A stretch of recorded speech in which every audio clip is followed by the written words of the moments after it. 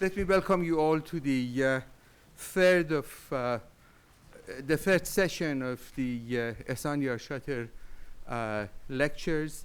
The past 2 days, we've heard from Professor Sanjay Subramaniam on two complementary aspects of what we may call Indo-Persian and Indo-European aspects of the Persianate world and the Persianate text, actually, as the second lecture very clearly showed us. Today, the purpose of this session, we thought would be to try to broaden a little bit the discussion, the conversation, not only among the panelists here, but to our audience as well, to try to, as the topic has been advertised in the poster, about conceptualizing a Persianate Oecumene, borrowing that from Marshall Hodgson's seminal work, The Venture of Islam, in the early modern period.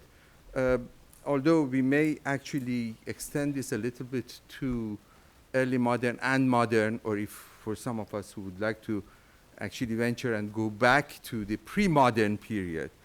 And I, in a moment, would try in the few minutes that I have to open the discussion to try to raise some issues with reference to the meaning and the significance of the idea of the Persianate or the Persianate zone or Persianate domain.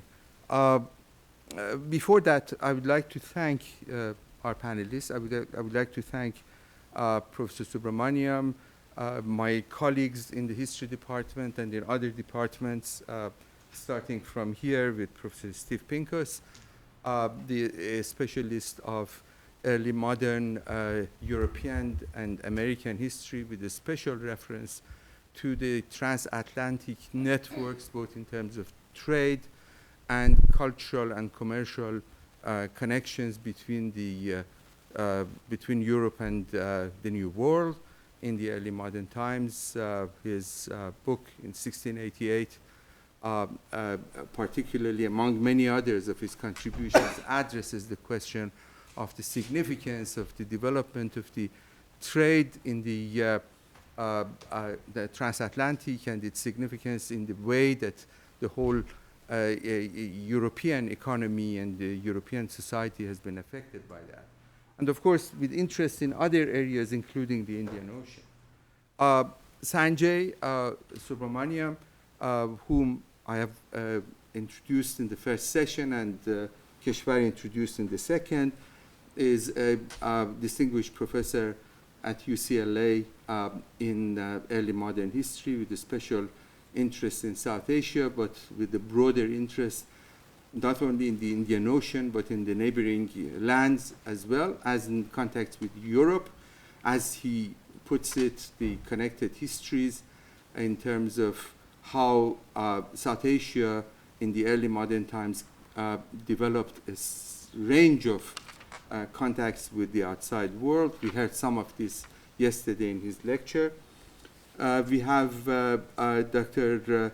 Supriya Gandhi, who is in the Department of Religious Studies here, with interest also in religious and particularly Sufi trends in South Asia, or more, I would say, the Persianate world, with an interest in how the development of the Sufi orders, how the ideas related to the Persianate world actually spread across the subcontinent with many interesting syntheses that comes out of it. We have my colleague also, Professor Mikhail, who is a specialist of early Ottoman history, with much broader range, of course, in environmental history, has produced a number of works, including his study of the Nile River, more recently study of Environmental History of the Ottoman Empire that just came out, and both of them are works of great significance as the breakthrough in the field of Middle Eastern studies in the early modern times and the inspiration for many. And finally, I have Professor Kishwar Rizvi of the Department of Art History, who is a specialist of Safavid art history and architecture, art and architecture, with also interest in a broader topic of how the Safavid world actually interacted and was in conversation with South Asia and with Europe. So her work includes a fascinating study of the complex of Sheikh Safiuddin Ardebili in Ardebil, which is a remarkable construction of the early Safavid period, and more recently a study of the mosque architecture around the Islamic world. So with this introduction, I would go on and say a few words about why we thought that, and when I say we, actually I was in conversation throughout this period with Dr. Walid Ziad, who has a very significant interest in some aspects of this interaction, and I'm sure we're going to hear from him later.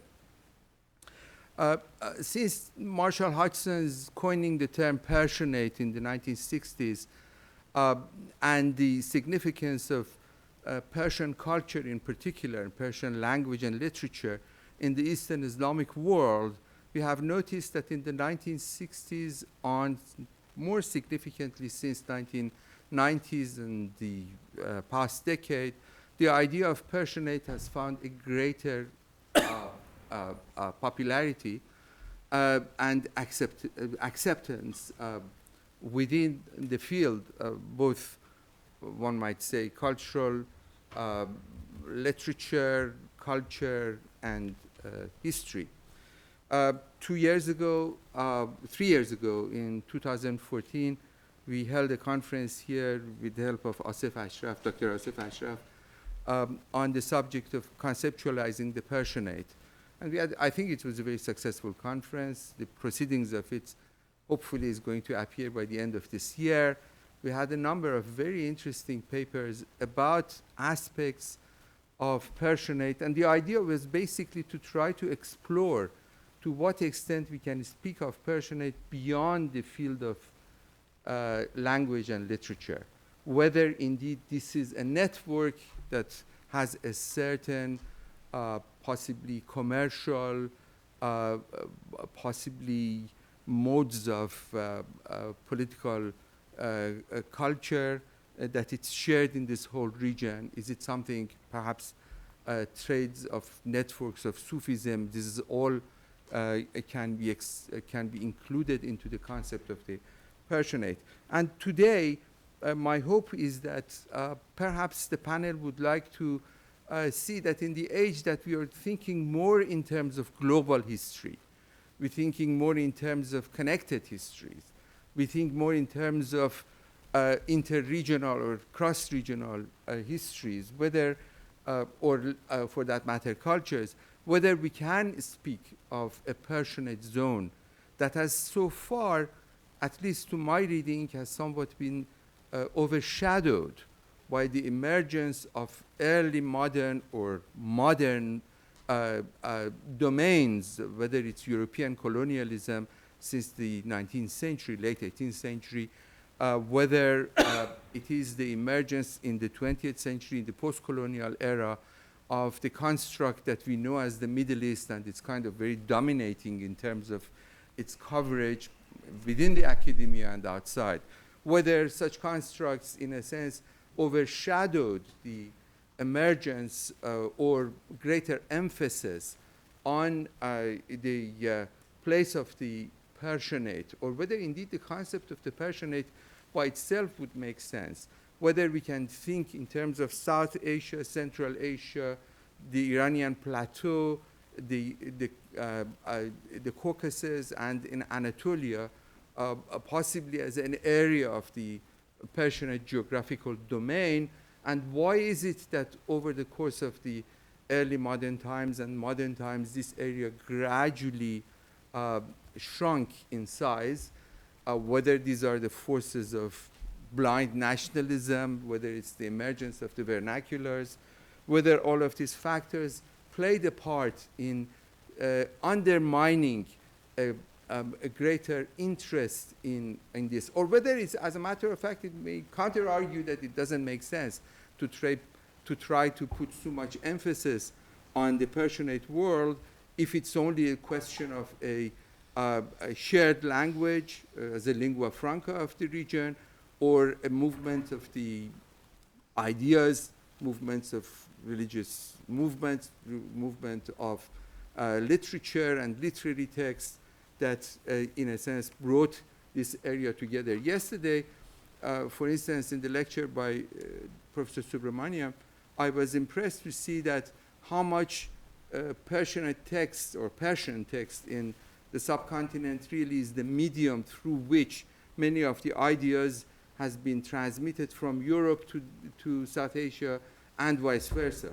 And I would like to see whether really we can expand on these themes, whether we can, as in the first lecture, Professor Subrahmanyam pointed out, that how the merchant classes playing a very important part in the growth of the Indo-Persian connections in the early modern times, whether these can be seen as some kind of a ground upon which we would be able to think in a broader sense of a network called a Persianate network. And what's the significance of it if we think in terms of transatlantic, Mediterranean world, South Asian, Indian Ocean world, whether we can think in terms of the Persianate zone or a Persianate domain. I would stop here. We would have about 5 to 10 minutes for every of our participants, and then we would open it to general discussion. So, Kishwar, would you like to? Sure.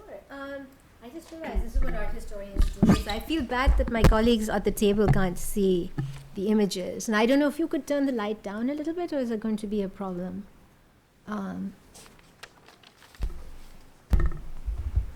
Would you like to go around? Maybe for 5 minutes, if you don't mind. Little musical chairs, which kind of control these kinds of things. All right. I think you'll enjoy it better.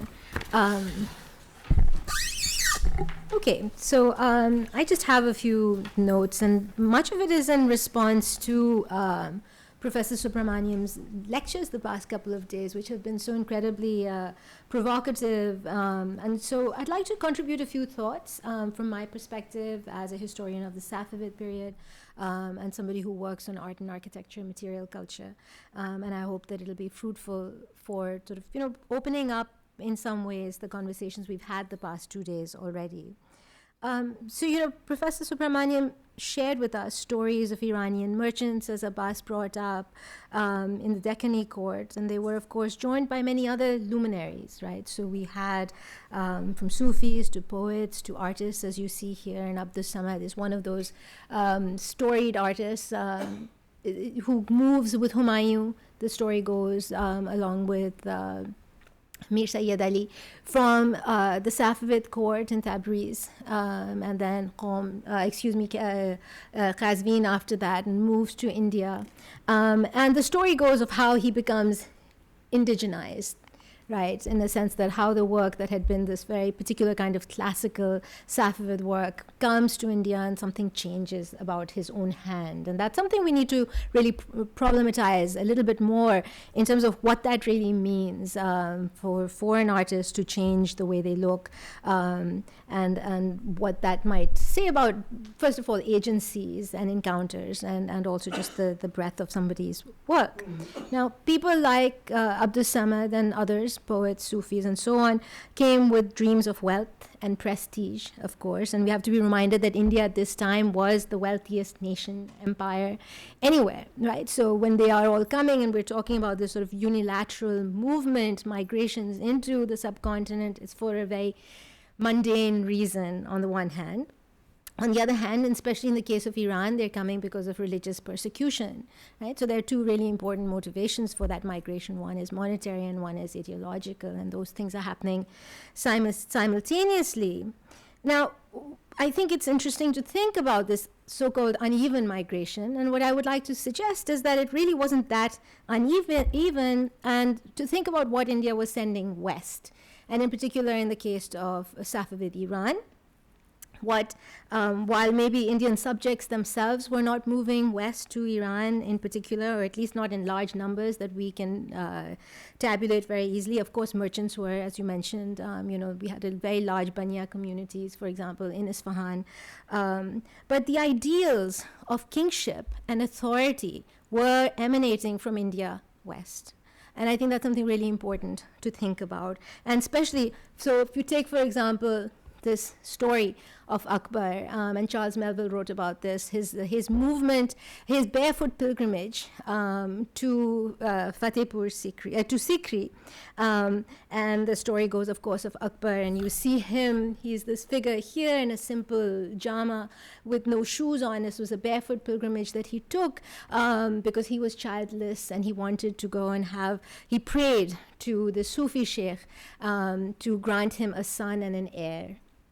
And this is, of course, an important trope in the story of piety, and the Mughals really performed this piety very publicly. Now, it's no surprise that a few years later, Shah Abbas is going to do exactly the same thing, right? And again, that he is going to have barefoot pilgrimages to Ardabil, barefoot pilgrimages to Mashhad, to the shrine of Imam Reza, and he's going to couch it also in this image of piety, and that becomes an ideal and an idea that is coming really from an awareness of this sort of environment. And of course, it's also very ironic, because at the same time, Shah Abbas is the one who's really sort of suppressing much of this idea of a Sufi influence that Akbar is very much playing into. Another example we might think that is that of capitals, right? So we know that the Mughals were very well known, and in particular Akbar, when he sets up Fatehpur Sikri in sort of as a mark of, again, respect for Salim Chishti, for the sheikh, Abbas is very aware of this. And so we hear of this move from Qazvin down to Isfahan. And we've talked a lot, historians remark that it was a, strategic move. It was away from the Ottoman borders. But this idea of having a large capital that really marked who you were is something that they are learning. Iran is learning this not only from India, but also, of course, from the Ottomans, right? So there's this movement that is happening of ideas across the board, of this idea of, Istanbul is a very important city. We have travelers that are remarking about these grand cities, these cosmopolises, and for Iran, that's an important aspect that they are really becoming very aware of. And so when we think of Isfahan and we see it, and we have, again, people writing about the Maidan-e-Shah being, 10 times the size of San Marco, there's a sort of awareness, not just about India and Iran and Turkey, but also of Italy, of other grand cities of the world. And this idea of connected history that my colleagues have brought about is an important one to think about. But of course, we also know this idea of cities is something that is discussed by colleagues of ours, such as Selim Kuru, who works on the Ottomans, Paul Luzensky, who works on the Safavids, and Sunil Sharma, who works on the Mughals, have written about this shared language of cities, of the Shahrangez or the Shahrasub. Again, cities become these loci of particular identities in this early modern period, and it's shared across the board. And of course, this idea of romantic encounters. I mean, as we know, there's been a lot of work done on this being the age of beloveds that Walter Andrews and Mehmet Kalpakli have written about, and what you might think about it and their relationship, again, to connect that moment in time to what's happening in Europe, with this idea of courtly cultures and romance and so on. And we certainly see this in Iran too. But these works, and I'm doing the terrible thing that art historians are not supposed to do, which is going through these images and not really talking about them. So excuse me for my 5 minutes. This is a grand, terrible thing. My students should not do this. But I think with this style of painting, for example, has been called the Ferengi Saz, right? The European mode. And what does that mean? That's something we need to interrogate more, because we can talk about this sort of Persianate culture, and these all come into this realm of Persian language, Persian poetry, image making has its histories, and they're very deeply embedded. But something starts to happen at this moment where we are again becoming aware, as our conversation yesterday was about, of a different kind of an insertion. Now, what I want to just end with is Europe is the one thing, the outlier here, and I'm trying to figure out exactly how to work it in. And in Professor Subramanian's talk yesterday, it made me think how it's really important for us to disentangle, first of all, methodologically, this idea of Christianity, which is this mode that the Jesuits and others are bringing in, and the European, right? Because Christianity, as you can see from this image of an Armenian bishop, is something which is naturalized. We have large communities of Christians in India, in Iran, as well as Jews. So this idea of they recognize each other in this idea of religious empathy. There's something else happening with the Europeans, of course. And that's something I'd like to throw out there and to think a little bit more about. And with that question, I think this is, for example, this image of Halaj, which is right here, and we have it at Beinecke again, a little shout out to our home institution, is fascinating. How is this read? How is this understood, right? And you're overlaying the image of Halaj with that of the crucifixion of Christ. What are we understanding and what are we learning? And then we do it in a particular hand with the shading, the modeling of the figure, right? So there's something else going on here, and I think we need to look at texts, but also the other kinds of images and material culture that we have that I think, like language, like these bureaucrats and these merchants, are intermediaries. I think there's the spaces where this translation is taking place as well. So that's my intervention. Then I would invite you back. And should we leave Halaj in the background? Okay, thank you. Your patron saint. There you go. He can be our saint, saint of the academics.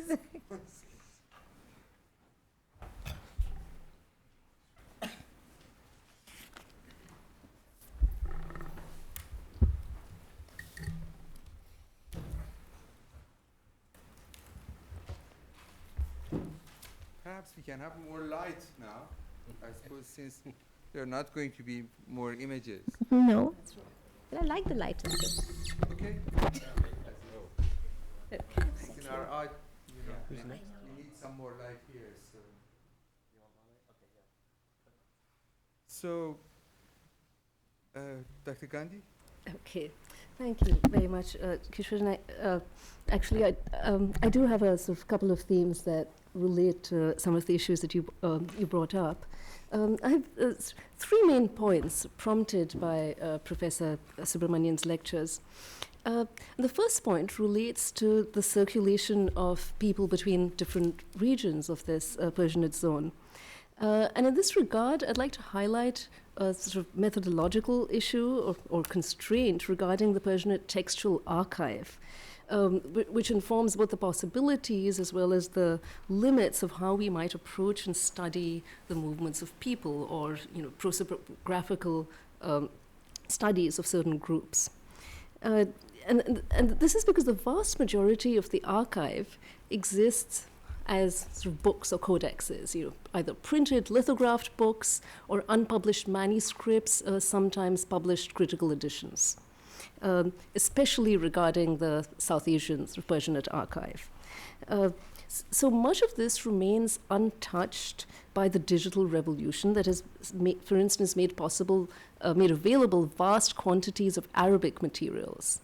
So for instance, scholars like John Noas and Monique Bernards, loads of others have been able to use these digital archives to do prosopographical studies, again, relating to Arabic materials. But with regard to the Persian materials, this isn't yet available.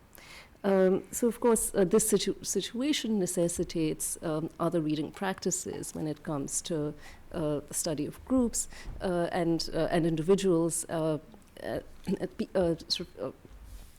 migrants or travelers, such as the artists whom you talked about, the various travelers whom Professor Subhrahmanyam has written about. And I guess one special sort of challenge here is addressing not only the histories of elite travelers and migrants, those who might have produced works of art or poetry, but those who are often unnamed, who might have made these routes of exchange possible, whether these are the couriers who carried the letters of Mahmud Ghavan to Jami and Davani, or the sort of merchants who might have supplied the Mughal elites with their favorite melons from Balkh, or other Central Asian grapes or pomegranates from Yazd. My second point relating to Professor Subramaniam's second lecture relates to the sort of, translation or carrying across of institutions and practices across empires. This is sort of connected to some of the points that you brought up, Professor Rizvi. And sometimes this exchange of ideas and practices is aided by the circulation of material objects, such as books. One example, for instance, is the model of sovereignty in the court of Ibrahim Adil Shah, who had this Iranian courtier called Zuhuri, I think mentioned in one of the talks, who produced these really elaborate prose prefaces to works that he either presented to Ibrahim Adil Shah or works composed, by the emperor. And here he extols the way in which Ibrahim Adil Shah reconciles various dualities, such as that of kufr and Islam, using, say, the sandalwood of, the sandal paste of Brahmins to cool the headache of Islam, sort of, how these dualities are reconciled in the emperor. This is a model of sovereignty that, of course, has resonances with, the Mughal Emperor Akbar. But then we also see a manuscript of Zuhuri's prefaces landing up in Shah Jahan's court, where this also, would have been read and sort of consumed by Shah Jahan's son, eldest son and heir Dara Shukr, who at this point, thought of himself really as an emperor in the making, and sort of modeled his own kind of royal self-fashioning in a very similar manner. One also sees these exchanges, of course, across empires. As you mentioned, with Shah Abbas, there's the example of translation as an imperial practice as well. Of course, the Mughal translations are very famous. The Mughal translations of Indic and Sanskrit material, some of which came up during the talk, such as the Akbar's sponsored translation of the Razamnama, the Mahabharata, and several other Indic texts. There was, of course, Dara Shukr's translations as well of the Upanishads. And one also sees, perhaps to a lesser extent, similar translation practices taking place in various Iranian courts.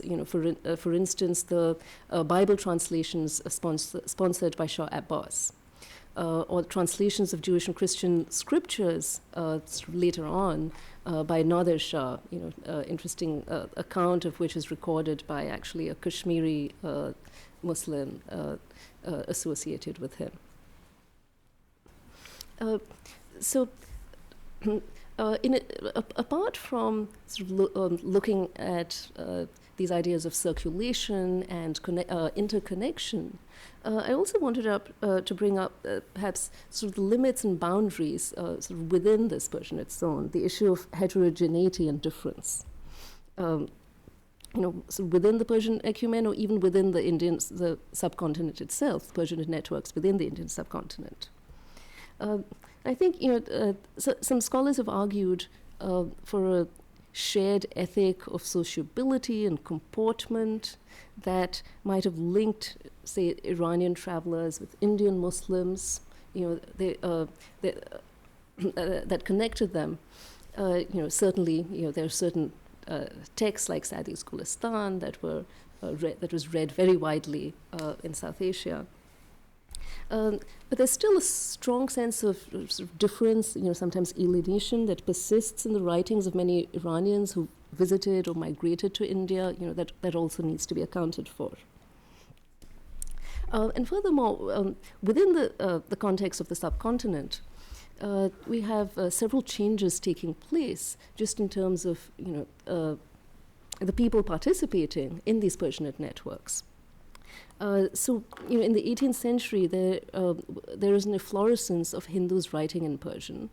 And with the expansion of the bureaucracy and the fact that there were several Hindus who for generations were now not first generation Persian learners, but they had carried on a tradition of Persian learning for generations.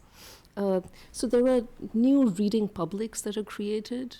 We might see new kinds of circulation of texts. This is always a tricky issue in South Asia because we don't really know whether much about manuscript circulation earlier with certainty. Is it serendipity, or is it just that there were certain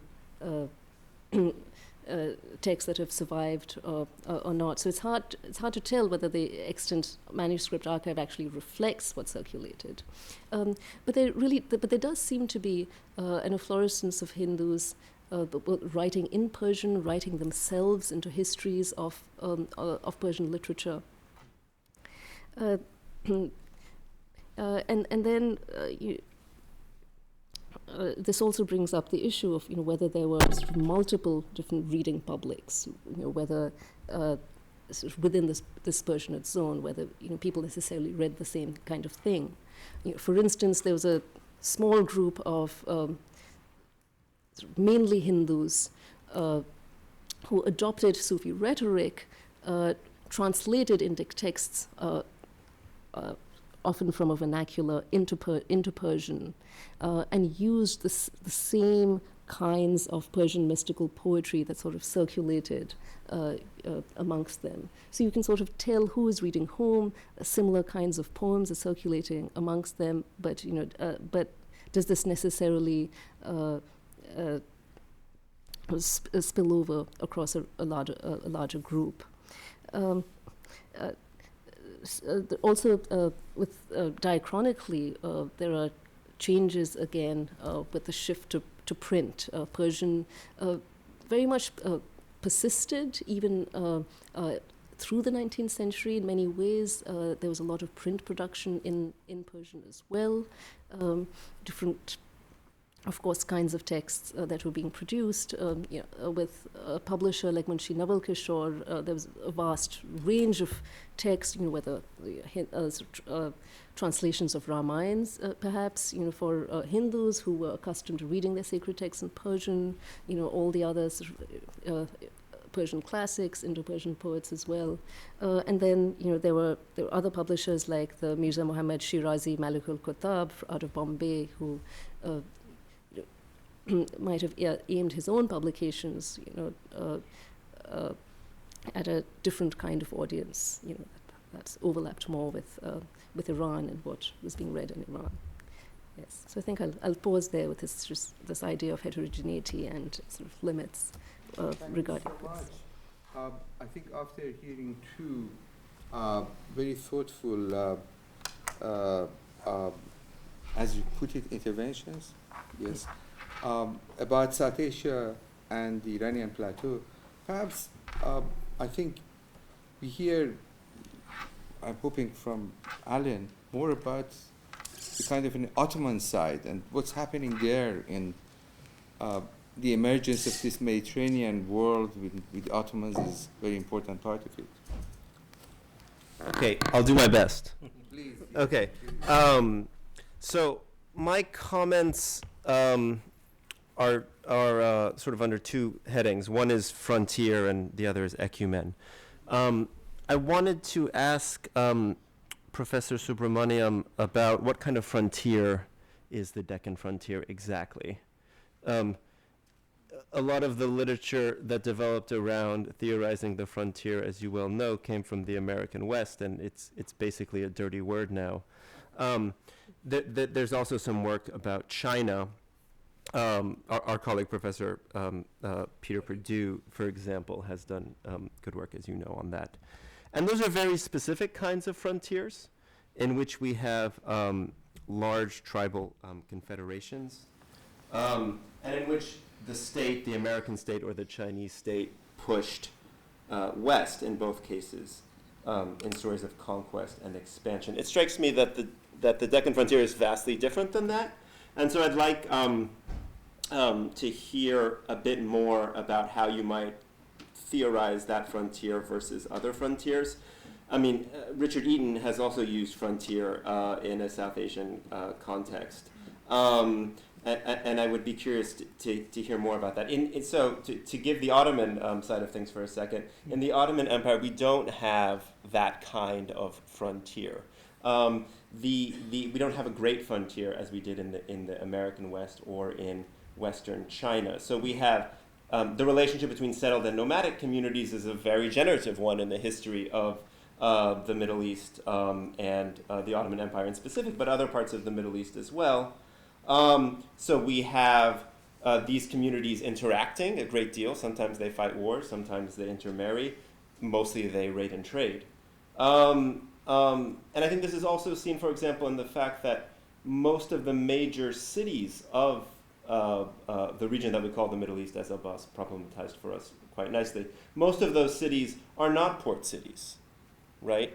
Cairo, Damascus, Tabriz, Baghdad, Tehran, and Delhi strikes me as potentially a part of that story, but I think in South Asia it's much more complicated, particularly because you do have major port cities, and you have a very different kind of frontier given the Indian Ocean trade. So I'd just love to hear more about how you think about the frontier in the South Asian context.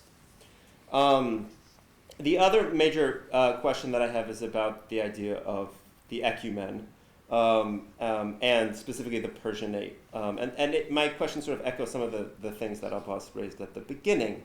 So I went back to Hodgson a little bit, and it's a very clunky book, reading it in 2017. So he identifies, as I read it, 4 cultural zones. The Mediterranean, this is his language, the Mediterranean, the Nile to the Oxus, the Indian, and the Chinese. So that's almost Samuel Huntington. So the Nile to the Oxus is the kind of Islamicate for him. So India is outside of that. So I want to put that out there at the beginning. So if we take the Mediterranean for a second, right? Brodel is the best model we have for thinking about the Mediterranean as a region, as we all know.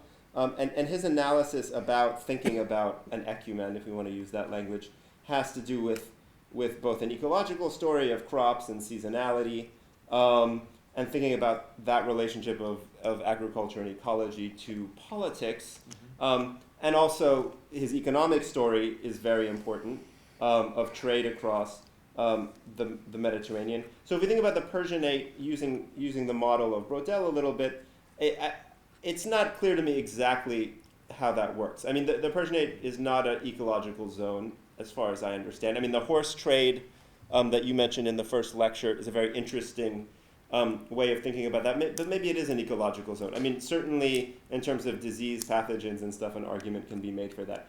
We could make an economic argument on the basis of trade, and that seems like a strong one to make for a kind of Persian unity, a Persianate unity. Sufi networks, of course, that many people have raised already. So I would love to hear, that's the point of this panel, right, is to help us to think about what is this Oecumene exactly. So to be devil's advocate, it seems to me still that the Persianate is more a cultural designation than an economic or a political or a religious one. And I think we should maybe think about if we are attracted to Persianate because it's a kind of non-nation state formation of a political zone. And it's also a non-Islamicate one, right? It is particularly Persianate, and I think that's important. And probably non-Shiite too. Right.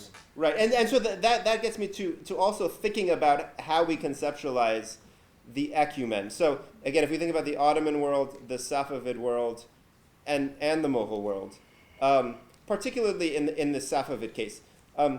We have a fairly weak state, right? In the Ottoman case, we have, for 250 years of the empire's history, and for all of Mughal history, we have minority Muslims ruling over the majority non-Muslim population. It's not at all clear that Ottoman culture means anything on the ground in various places. So Oecumene, to me, the vision I have in my mind is a kind of blob or a border, and you're either in the Oecumene or out of the Oecumene. And that, I think, stands in some tension with Professor Subhrahmanyam's work on connected histories.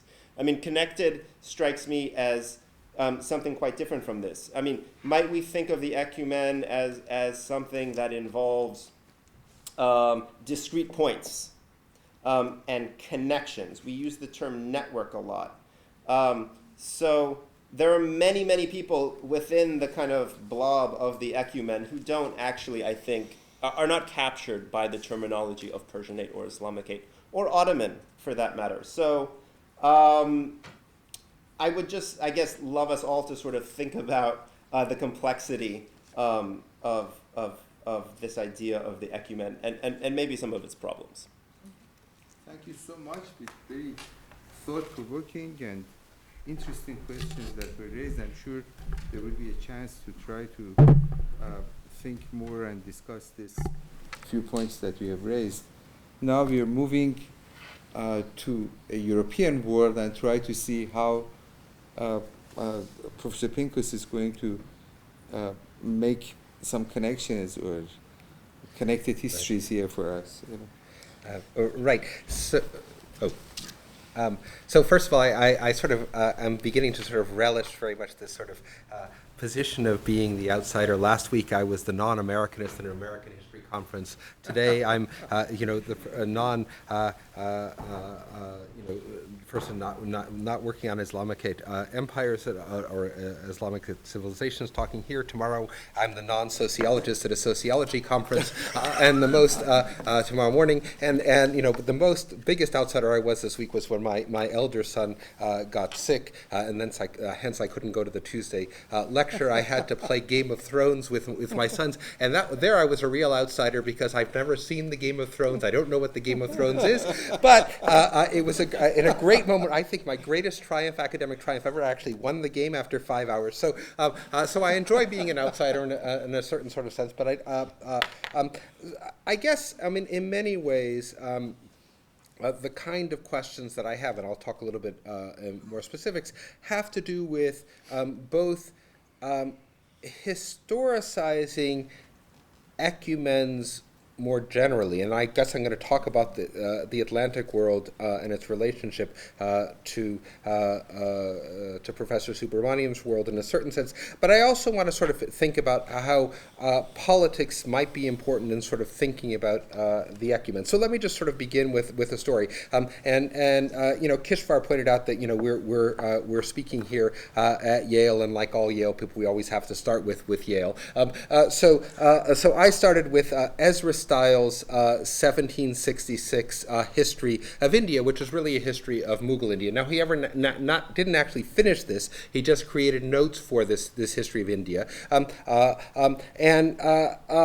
it's a very sympathetic account, I think, of the Mughal Empire, and he describes the sort of successor states as forming a kind of federation or confederation that could have maintained peace in the subcontinent if it wasn't for the injection of the inevitable nefarious and evil actor, the French. That it was the sort of injection of Dupleix into South Asia that sort of eliminated this possibility of an Islamic confederation that would have kept the peace in South Asia and would have, of course, allowed the British to trade happily. But that's by part. And then, of course, but the real evil part of the story is that the Briton Robert Clive decided to imitate the the French model and created this incredibly nefarious rule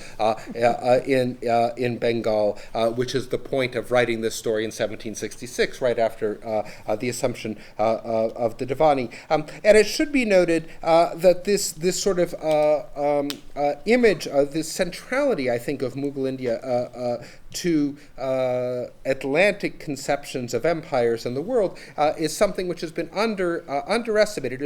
One should remember that the text which made Thomas Paine a kind of pop star in North America was not Common Sense. Common Sense is the commission that he got having become a pop star, and it was a text, his account of Robert Clive and the nefarious rule in Bengal, which actually made him an important Paine, an important figure, which is why Benjamin Rush commissioned him to write Common Sense.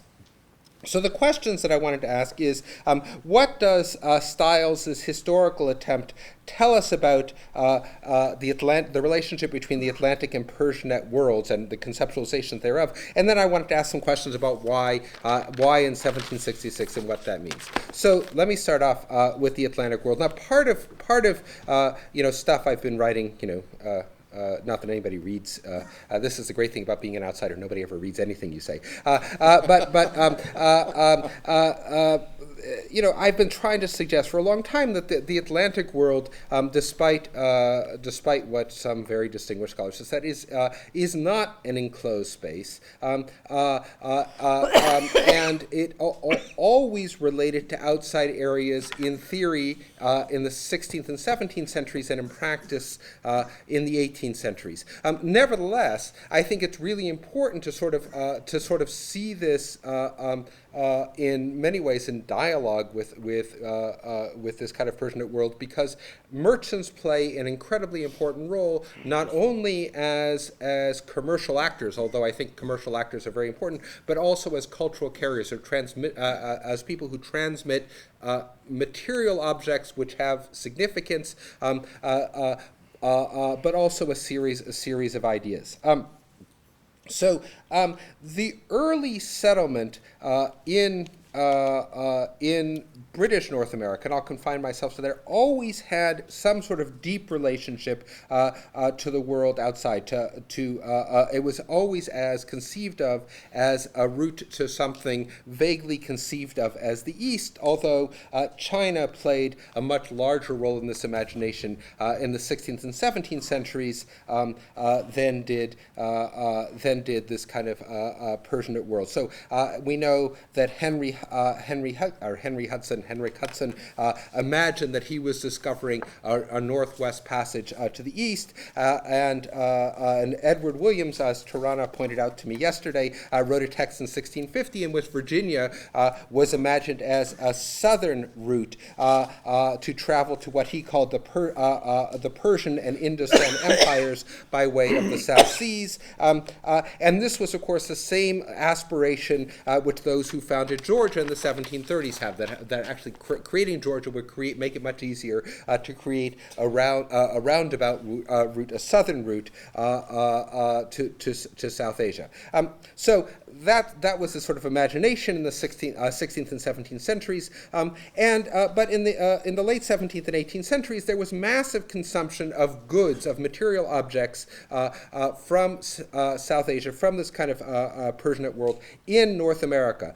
Indian silks, calicos, tea, and it's important to realize, I mean, this is just something I sort of, and in the 1750s, of course, British Americans frequently have themselves portrayed in the so-called Indian style, so portraits which are now in, what is that institution in Cambridge? Whatever it is, the art museum up there. What's it called? The William. Fitzwilliam. Yeah. Oh no. The one in Cambridge, Massachusetts. Oh yeah, Oh, that okay, one. I that forgot. one, yeah. Oh, the fog. Yeah, that one. Right. There are a bunch of portraits of North Americans in this version, and every single port book in ports in North America record the importation of goods from South Asia. Of course, this created a problem. How do you pay for these goods when Europeans and North Americans had nothing that that people in South Asia wanted. And of course, the key was American silver, but despite the aspirations of many people in Virginia, no silver mines were ever discovered along the Blue Ridge. In fact, this required trading to Spanish America. And how did they get silver out of Spanish America? Well, it required exporting, in the first instance, British manufactured goods, which were mostly textiles, which were knockoffs of things which were being produced in South Asia. Anyway, it's an important story. But in the 1760s and 1770s, there was absolutely an obsession with South Asia in North America, and increasingly, of course, the Great Bengal Famine of 1769 depending on how you date it, 1769 to 1784, also led to a great set of concerns in North America. It's an example of a great colonial mistake, and I think Parthasarathy's work has provided evidence for empirical evidence for actually what happened. But the big point is that by the middle of the 18th century, for those in the Atlantic, there was no strict separation between an Atlantic and Persianate world. There was a kind of an aspiration to some sort of globalization in a variety of ways. So why then did Stiles write this in the late 18th century? Well, in the 16th and 17th century,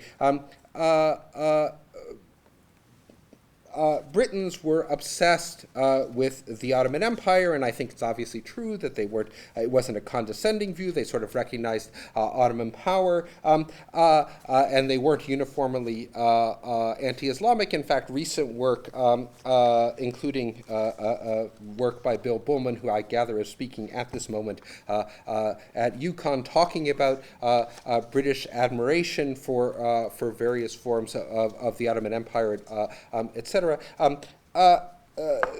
So there was this, real obsession, concern with the Ottoman Empire, and it was associated, I think, increasingly the trade into the Mediterranean in the Atlantic world was associated with conservatism. Conservatism, both socioeconomically, that is to say, it tended to be elites who were focused on the Mediterranean world in terms of trade.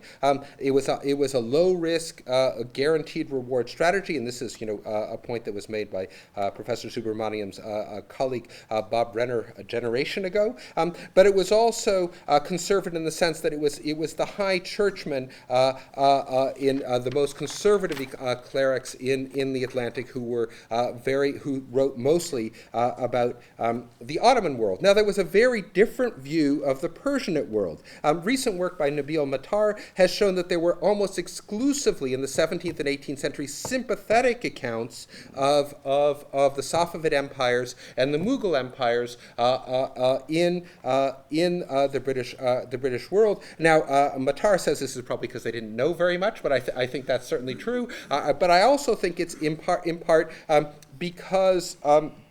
because of various accounts that they had coming back from merchants in a variety of ways. And there was also a material appreciation of Mughal and Safavid production. And that seems to be given a fillip recently by work by Maxine Berg and her group at Warwick, very little of which has been published so far. I mean, the individual books have been published, but the major publication of the sort of material consumption has not been shown.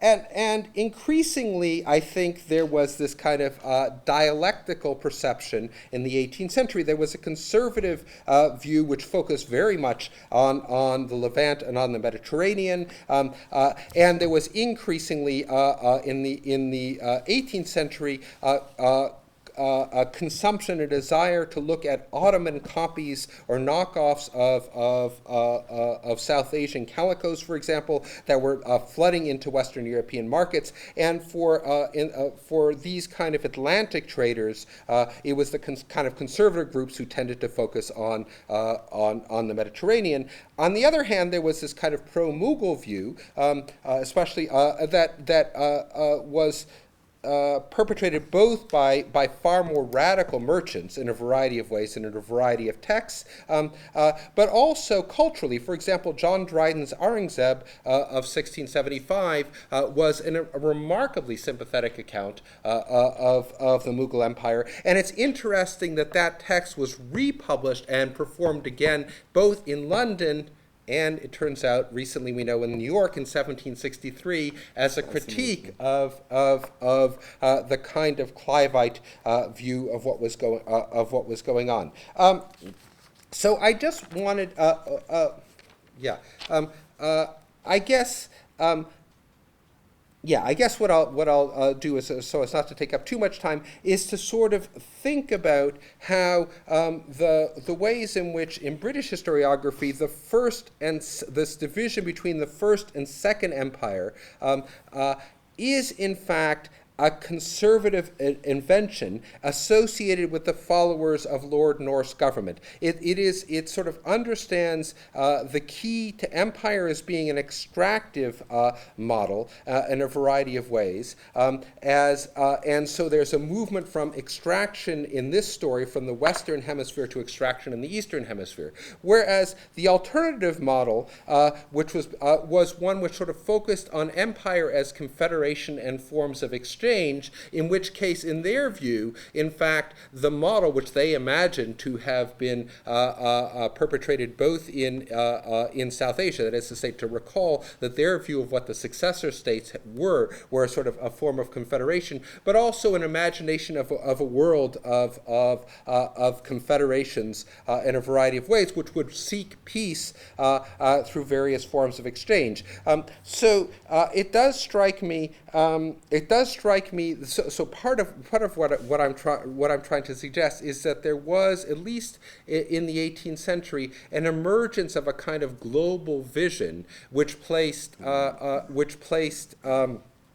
all of these different cultural zones in dialogue with each other rather than as sort of self-enclosed possibilities. And it strikes me that it has been very much a particularly kind of conservative historiography from the 18th century, not later, which has tried to talk about hermetically sealed zones. Now that doesn't mean that there isn't any reality to separate cultural spheres, but these cultural spheres also were interactive. And so I think it's a question of trying to sort of reimagine how we sort of tell this story in a variety of ways. And I've said more than enough. I should go back to playing Game of Thrones now. Thank you so much.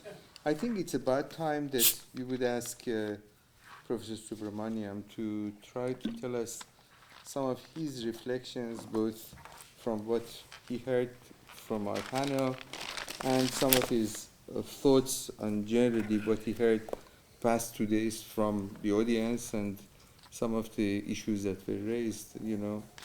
That may be a chance for you to try to engage us in this. Right. Thank you. You've heard quite a lot from me, so I should try to be relatively brief. So let me actually try to organize my thoughts around about maybe four and a half themes. So the first basic question which I want to ask is this, beyond the purely academic, what is actually at stake in other terms when we employ notions such as Persianate? Where does it actually take us, and where does it take us actually in terms of some other somewhat broader discussions? Now, I think a useful place to start is a debate which took place about a decade ago, give or take, in the Indian journalistic sphere, not immediately after, but sometime after a series of publications by Sir V.S. Naipaul on the question of Islam and its impact on India. And in fact, Islam and its impact more largely on the Indian Ocean world. You would recall, most of you, I'm sure, that Naipaul's broad thesis was that the problem with Islam was that it was always hierarchizing. There was always a pure center, and then increasingly impure peripheries which felt inadequate because they felt they'd never quite met up to the standards of the pure center. And thus, as one moved out from, let's say, the Hejaz and Yemen outwards into Iran or India, and even further into Indonesia, Muslims felt more and more inadequate and angry and so on and so forth. And this was essentially a part of a sort of a model of diffusion and dilution as it went along. And of course, one of the examples that he chose to pick up in his various speeches he made in India at that time went back to his earlier writings, in which actually he picked up on the Deccan as a particular example. And he actually had a particular understanding of the Deccan as a frontier there. Right? And he recalled having visited famously the ruins at Hampi, where there had once been a great city called Vijayanagara.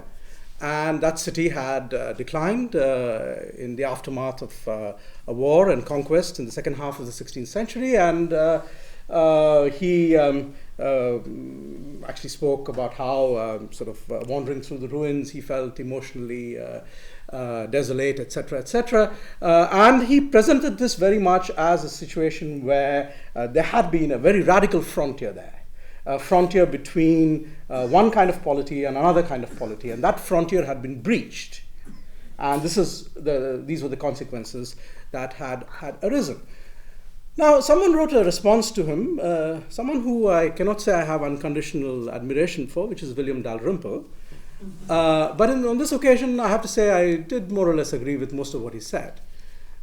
Which is to say that Dalrymple pointed out that Naipaul didn't have a very clear understanding of what the polity of Vijayanagar actually looked like. And to actually see it in some sense as radically opposed to that of the Deccan Sultanates that I was talking about on day before yesterday was a mistake. Let me just lay out for you what it means by saying it was a mistake. Right? So we know, and this is something which Muzaffar Alam and I wrote about at some length in a book on Indo-Persian travels, that in the 1440s, a traveler from Herat and Samarkand, called Abd al-Razzaq Samarkandi, was sent by the Timurid ruler Mirza Shah Rukh to India. He was actually sent to the coast to see whether the coastal Muslim communities would read the khutbah in Shah Rukh's name. He failed in negotiating that, and he actually did not like the coastal Muslims of India. Partly because of a simple reason, which is even in the early 16th century, if you are in an area like Calicut, for instance, diplomatic correspondence in Kerala in the early 16th century is carried out in Arabic. Right? Now, he then made his way into the interior, came to Vijayanagar, and there he found he was in his comfort zone. He found that this court actually was, he didn't use the term, but I will use the term, a Persianate court. Right? The ruler was a Hindu, but the court's functioning, the court's ceremonial, had elements that had been transmitted from elsewhere. I will say actually that if you track the roots of it, of course, a lot of the ceremonial is Sasanian derived. Right? But he found himself in the situation where he was quite comfortable. He talks about this at some length. Of course, there were Persian speakers there as well, mostly from Hormuz, whom eventually Abd al-Razzaq fell out with. That's a different matter. But you can actually see a level of familiarity, a level of communication, and a sense of belonging to something which is, if it's not exactly a common cultural world, is a cultural world which is at a high level of continuity with that. So that, I think, is where it becomes useful to consider the possibility that Persianate is a useful way of treating something like Vijayanagar, which is not clearly a Muslim kingdom, which is not a kingdom where you might say Persian culture dominates. There is no substantial literary production so far as we know in Vijayanagar, but nevertheless, it is, in some senses, you might think of it as the eight of Persianate is actually about being, in some senses, in the penumbra of a Persian culture. I'll give you a second example. About 240 years later, in the late 17th century, and here I'll bring myself closer to Steve Pincus, a number of rather unscrupulous Englishmen found themselves in an area called Tenasserim. which is the Bay of Bengal port of the Thai kingdom at that time. Right? The Thai kingdom at that time, in the 1650s, 60s, 70s, was ruled over by Phra Narai. These Englishmen famously, there were two brothers, one of whom the most famous of them is Samuel White. And they were quite astonished on entering this kingdom, the Thai kingdom. We are in the 1650s and 1660s. The king is Thai, he is Buddhist. But who is effectively running the show? A man called Aka Muhammad Astarabadi. Right? Who is he? He's obviously an Iranian. He is an Iranian who is of the second generation of Iranians who have dominated the court. There has been a man called Abdul Razak Gilani before that. They are not the only group of foreigners present in the court. They are in rivalry with a set of an earlier generation of descendants of Japanese Ronin who have come out of the Japanese civil wars of the late 16th, early 17th century. So there's them. There are Makassaris. There's of course this curious figure called Pholkon, who's a Greek from Thessalonica. But what is really interesting is the fact of this Iranian presence in Thailand. These Iranians, we are told, actually abridged the Shahnameh and translated into Thai. Unfortunately, it does not survive. We also told that they persuaded Narai to eat lamb and mutton, which he was not in the habit of doing otherwise. And so on and so forth, that he started on some occasions adopting Persian style dress, while all the while, of course, never converting to Islam, never actually becoming a Muslim. And incidentally, what is particularly interesting for me is that these were not Iranians from Iran, these were Iranians from the Deccan. Right? So these were actually people who had been settled in the Deccan and came from Golconda and Hyderabad. Now, this is an interesting, again, episode where you can actually see something which you could think of as part of a penumbra of what I would then think of usefully as a Persianate culture, not a culture where eventually Persian dominates. It's one where Persian is one of the elements in play amongst others. It seeps into other aspects of the culture. Eventually there is pushback. There are many questions which can be asked about trickle down and whether your sort of common or garden Thai peasant in Penchaburi actually cares one way or the other. Perhaps he doesn't or she doesn't. But at any rate, we can actually see this kind of an effect being produced. So I think this is a context in which it is worth thinking about where this idea of Persianate takes us. It takes us again in sort of forces us to rethink the simplistic notions of frontier and frontier as impermeability that people like Naipaul still love to propagate. Right? Now, of course, it doesn't mean that communication was always and everywhere possible, and it doesn't mean that there were not sort of aporie and there were not moments of sort of letters, messages in bottles that never got to anybody. Right? And I'll give you an example of that, which will take me now somewhat to the west. This is a famous example, but perhaps one or two of you may not know it. In the 1630s, Shah Jahan, for some reason, decided he was going to send a present to Charles I. And he sent him a very lavishly illustrated copy of the Golestan of Saadi. Right? This manuscript actually eventually has wound up in the Chester Beatty Library in Dublin. And you can actually read it as a sort of flyleaf inscription dedicated to the Padshah Mamalik Inglistan by Shihabuddin Muhammad Shah Jahan Badshah Ghazi.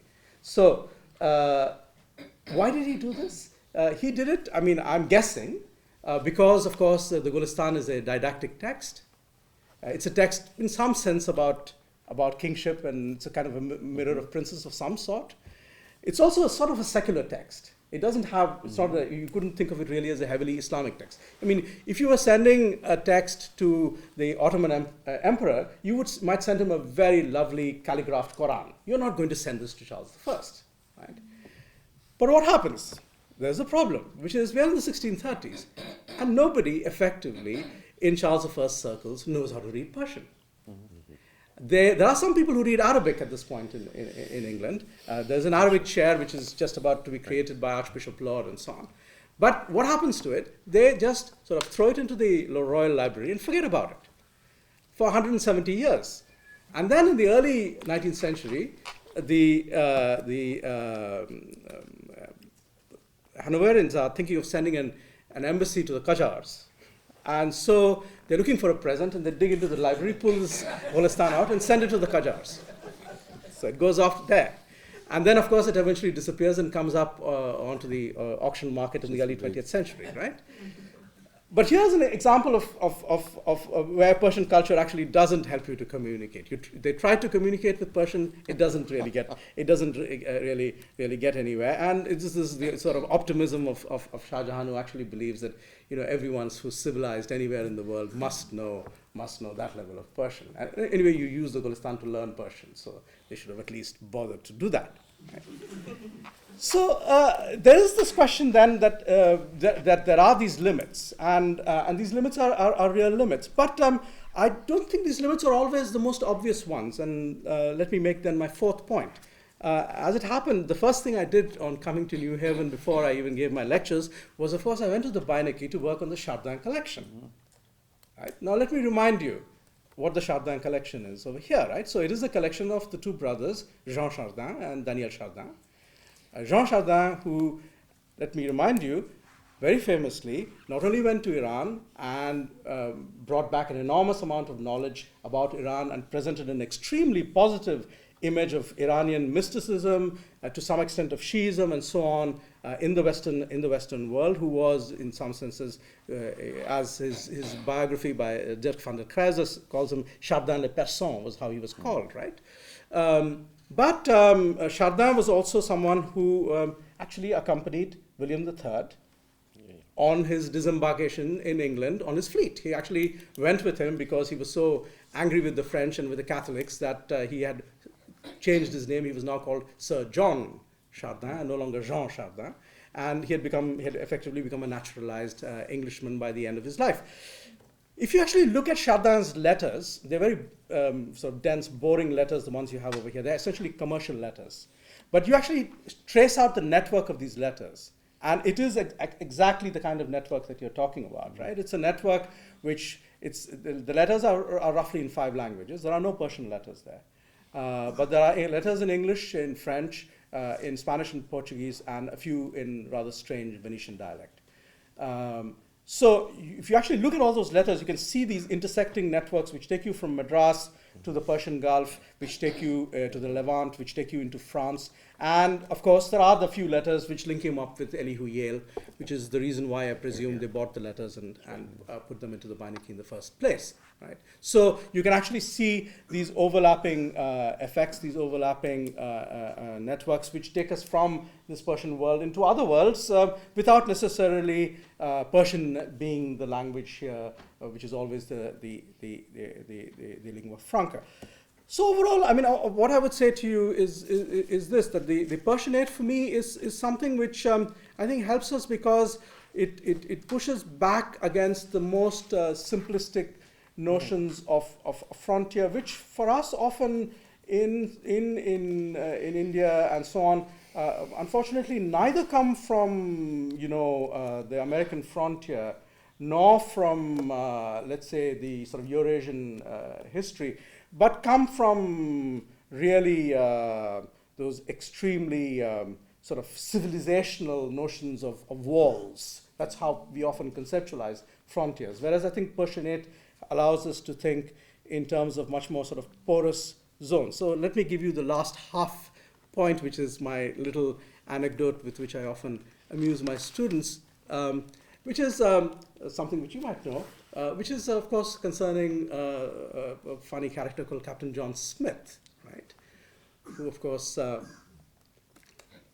is a household name in these parts of the world. Now, I don't know how many of you know the prehistory of Captain John Smith, which is, of course, that Captain John Smith, the story that he recounts was that before he ever thought about coming to America, went off to fight the Ottomans. And he was actually engaged in the frontier wars in Hungary and Wallachia and so on and so forth, in the first part of his life. And he tells this rather extraordinary story in an autobiographical account of how he was eventually captured by a Turkish pasha and taken to his house in the near the Sea of Azov. And of course, this is very curious, because what happens there is that eventually he gets into trouble and he's about to be killed. But then something strange happens, which is the wife of the Turkish pasha falls in love with him and pleads with the pasha for his life, and he's spared. So Captain John Smith's life seems to have been a rather repetitive pattern, let me say. So either this was a topos that he kept using again and again, or his life actually was like that. But at any rate, this is the reason why Captain John Smith's own symbol is 3 Turks' heads, and this is the reason why, if you go up to the area of Boston, there are these islands which are called Turks' Heads, and which were actually named for that by Captain John Smith's encounter, not with the Persianate world, but at least with the Ottoman world. Right, thank you so much for this very engaging conversation here. I think it's just about time that we would open up to the floor and see whether there are some questions or comments from our audience. Sure, please.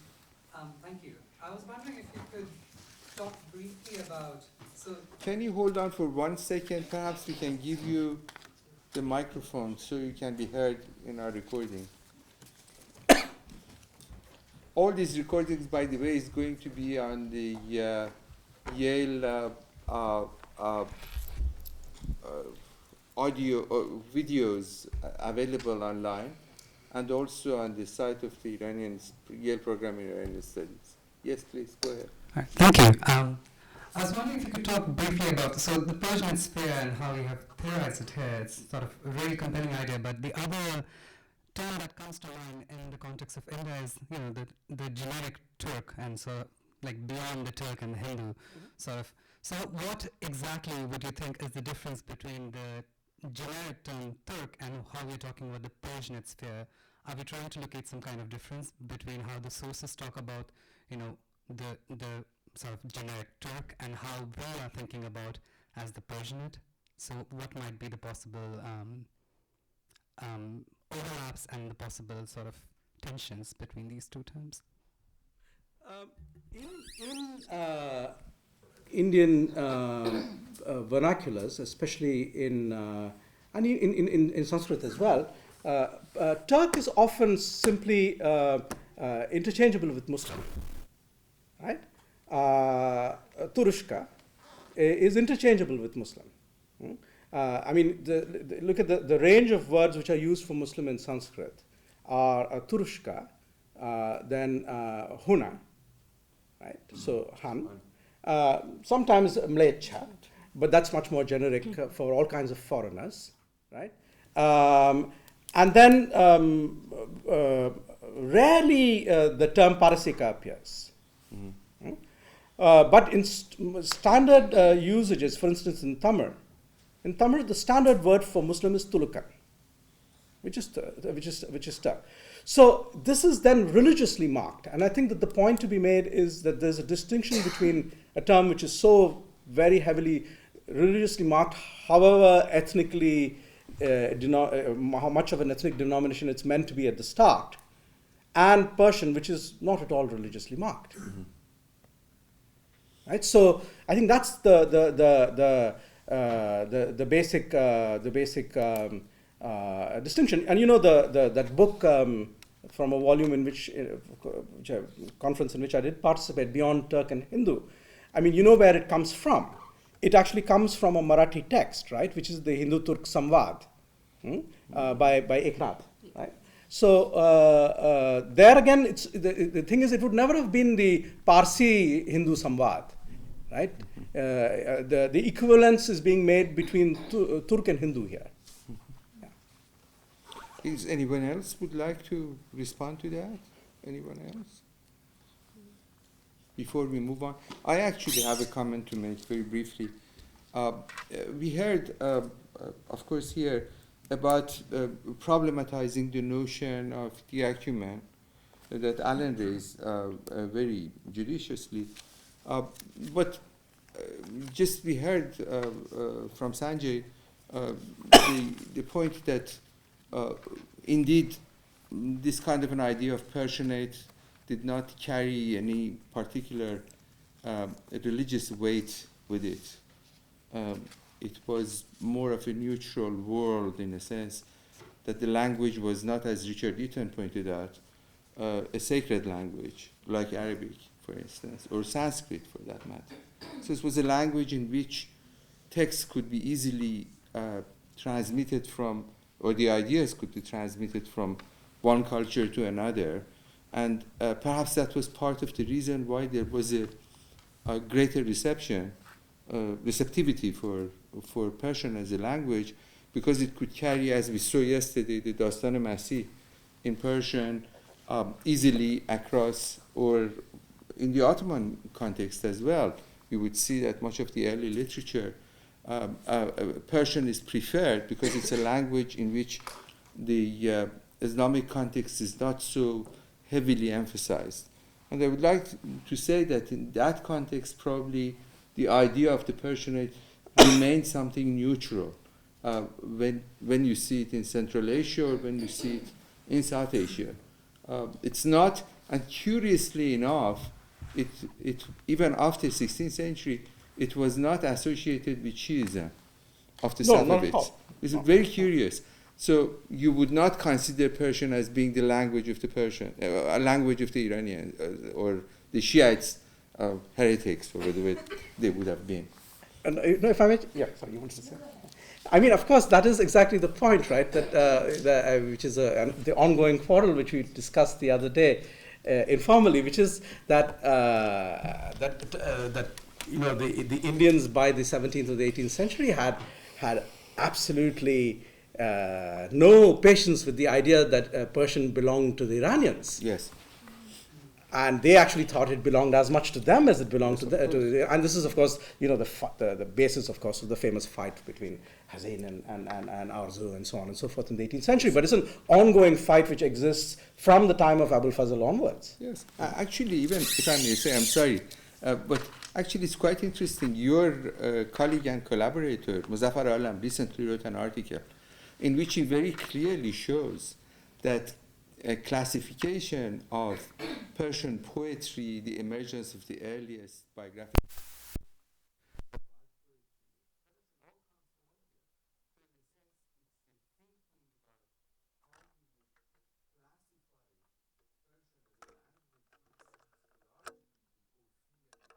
very early tazkiras that appears in subcontinent are all part of this kind of understanding of Persian as a culture or language. Once you are outside the supposedly the mainland and you consider it much more as if your own rather than the Iranian plateau. I just need to add that I think I think one of the things one has to be a little careful with, though, I think in overemphasizing the sort of neutrality of it, is because I don't think it's neutral, right? I mean, I think, but because I think Persian, at least certainly in the case of India, is an aspirational language. Socially, right? it's not neutral. It's not socially neutral at all, right? It's all about moving up, finding difference and creating difference and creating those borders. I'd also like to think a little bit about how much of it is also racially marked. It starts to become part of this kind of crossing over into different territories, cross-dressing linguistically, if you will, right? It was pretending to be something. And this is the same thing in Iran too, right? I mean, when they stop speaking Turkish on the western frontier and start speaking Iranian, there is something going on, and that kind of changing one's ethnicity or those markers start to change. And so I think there's something about this kind of status on the one hand, but also a different kind of a deeper identity that language bestows on you. So I think maybe it's not the Turk and the Hindu, but there's something else going on, right? And we have to historicize it. I think that's the important thing. Any further comments or questions? The subject of Duncan and is it possible that the Parsis who went from, at the advent of Islam, went from Iran to India, they had something to do to contribute to those kingdom, and their influence had some effect on the Persianate world that you are describing?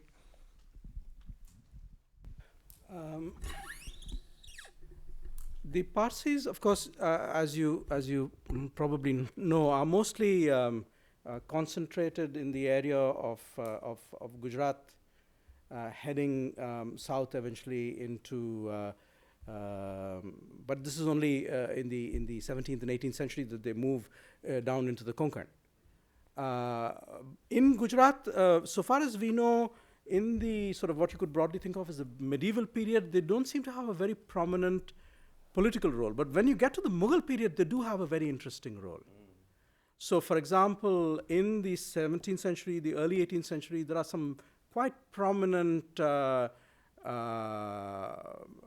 Zoroastrian Parsi entrepreneurs and actors in the Mughal Suba of Gujarat,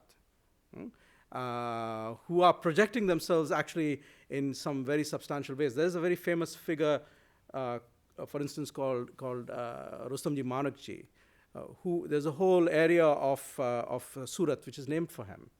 And he actually he has left all these public works which actually carry these very interesting bilingual inscriptions in Gujarati and Persian. And then, of course, the most interesting thing about him is that he gets a biographical poem written about himself, which is called Kissai Seth Rustam Manak, where he's described as the great guy.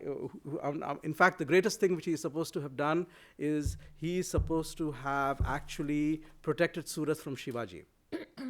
That when Shivaji attacked Surat, he's supposed to have got together a ransom and paid him off so that the city was protected. So at that point, they emerge into prominence, and then, of course, very much with the British. And then into the 18th century, they become very prominent actors with the British, and of course, I've never looked back. But in the medieval period, it's very difficult to find them playing a prominent political role, so far as I know.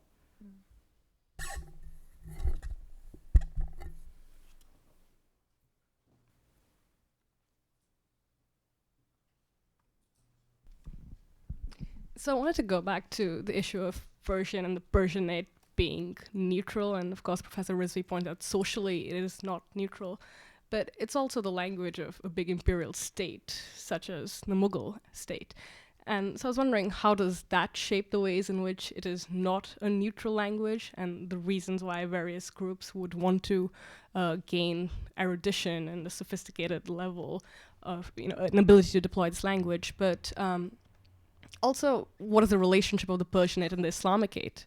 Because let's say we talk about Persian texts, it's not that they're not embedded with quotations, Quranic quotations, or references to the religious, or metaphors that can be perceived of as being religious. So, yeah, I want to get back to that idea of the neutrality of the Persianate and its relationship to the Islamicate.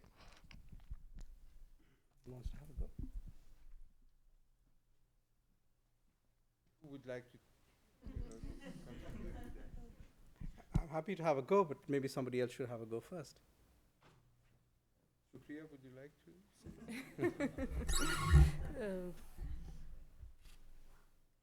Well, in terms of Persian, sort of not sort of the idea of the Persianate and the Islamicate, I think that's it's absolutely right when you look at the translation of Indic texts into Persian, which are often sort of domesticated in a certain way. Sometimes the Indic terms remain, and there are sort of often in the vernacular form, sort of not necessarily from the Sanskrit. And then there are various equivalents that are given that, of course, give a certain new valence to the text. And then these texts, in turn, come to be often read by Hindus for their own sacred purposes. Often Hindus are working in multilingual environments, but who might come to sort of read Persian. And there are certain communities who are, of course, more widely represented in these, certain kinds of Brahmins, Kayasts, Khatris, and others, so it often becomes a sort of hereditary thing. But I could just add also, I think institutions change. This is so interesting because, for example, when I do field work in Sindh, right? So you might have a Sufi shrine, and right next to that you would have actually a Hindu temple. But what they've taken is, interestingly enough, and this goes to the idea of language, because I think language acts on different types of registers, where they would have had meditation spaces that, you know, we might associate so much with a particular kind of Islamic practice, such as chilla, right? So to go in and to have this deep meditation and sort of removal of yourself, that's exactly the same term that they will use in a Hindu temple. Now, what happens there, right? So they're using a term that we might associate with a particular religious practice, but they do something with it, right? And they appropriate it or domesticate it, I think. That I think is really fascinating. So even if you have these kinds of allusions in poetry that we might, if we're thinking classical, it might have some kind of mystical Islamic connection, but I think it's being reappropriated and read in a different manner altogether.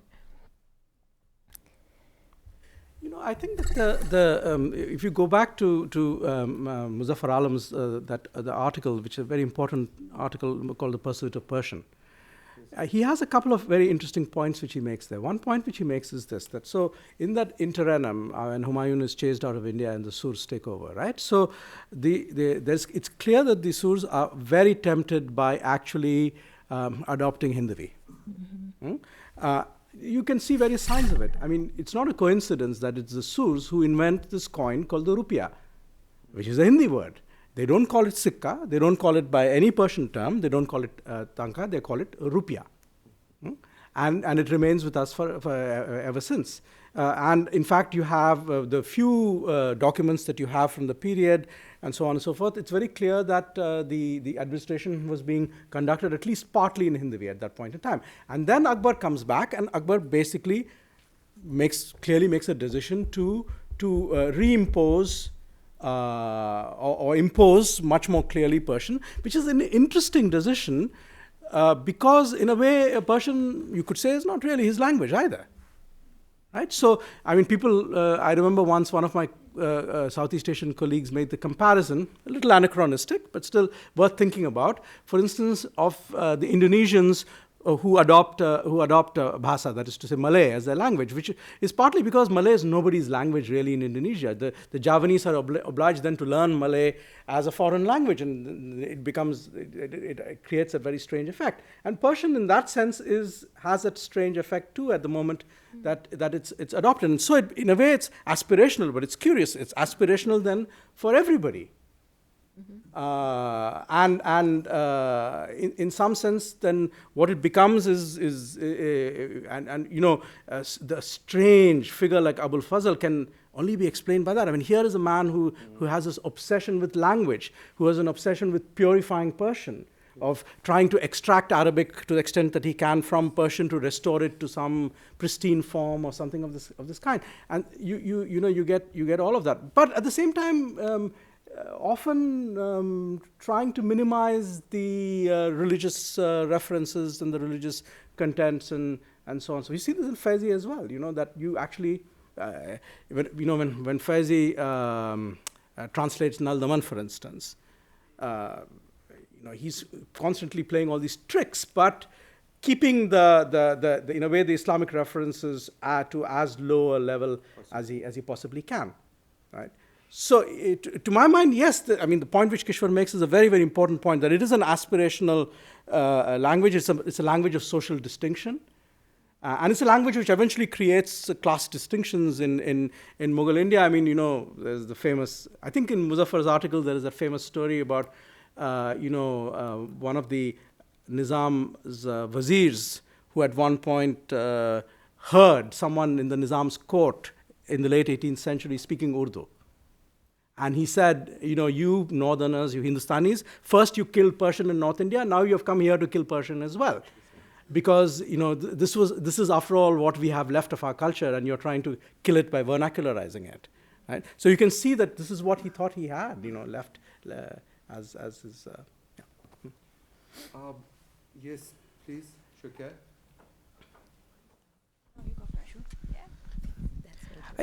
Question. So one of the things that was striking is that a discussion about whether Persianate was neutral became about whether Persian is neutral. Yes. So the use of Persian is one decision, but the panel's desire to use the term Persianate is a different phenomenon. And that is, in fact, I think, from what I can hear, the desire to find a term that is not necessarily going to bring Islam along with it.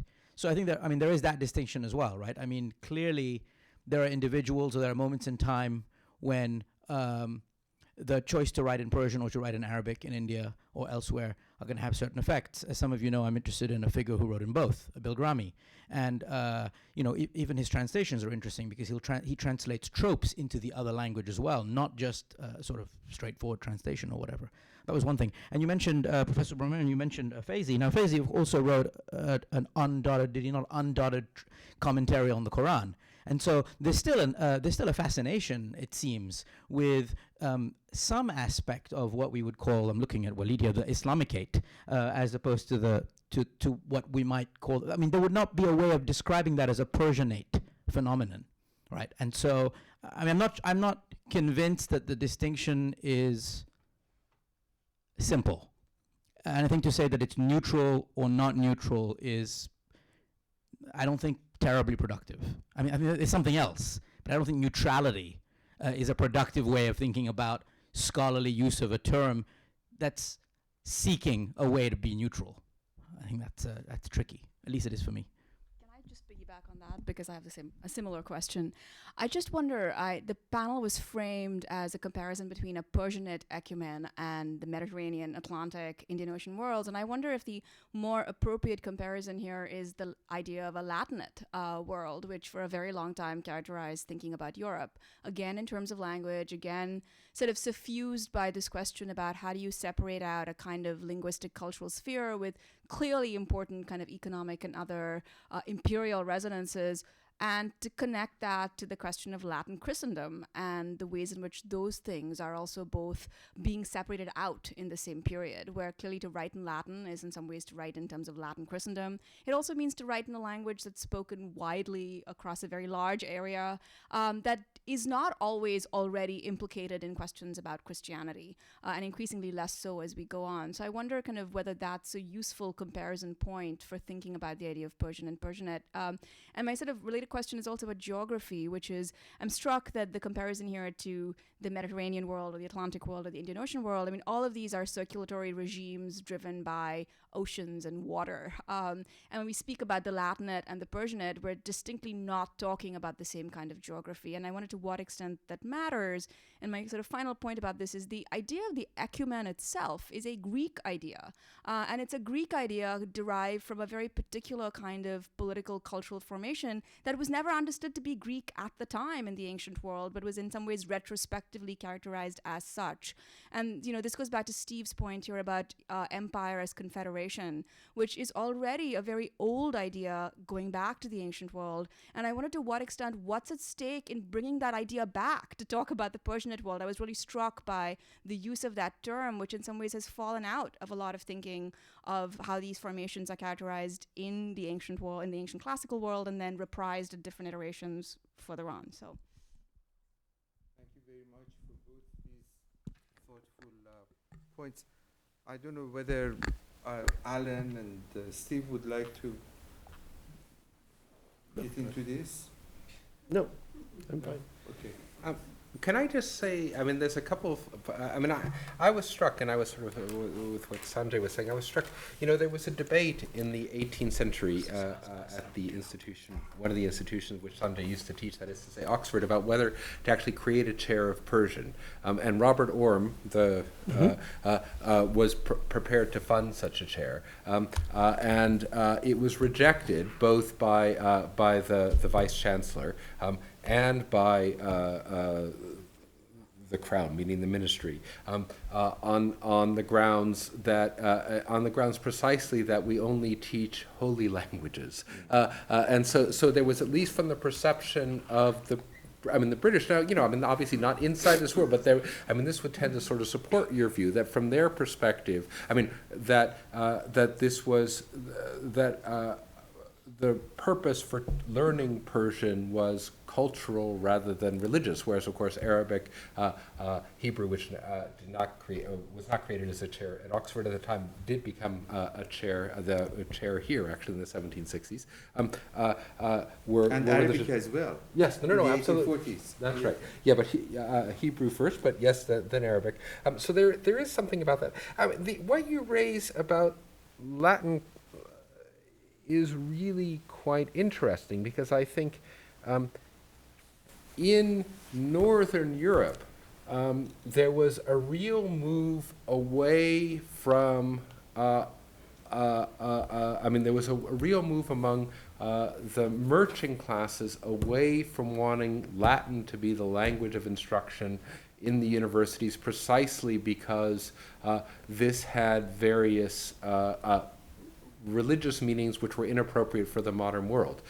And so there's this nice piece that Dan Riches wrote a while ago, actually, showing that there was this kind of argument in Leiden about whether they should just teach in Dutch. And the argument turned precisely about that. The question, what you raise about, the sort of question about the sea versus land is an interesting question, because my view, and this has sort of been my concern about thinking about the Atlantic, and again I've obviously somewhat critical of Brodell's vision for similar reasons, is that the precise point about about the sea, about these people, is precisely its open-endedness.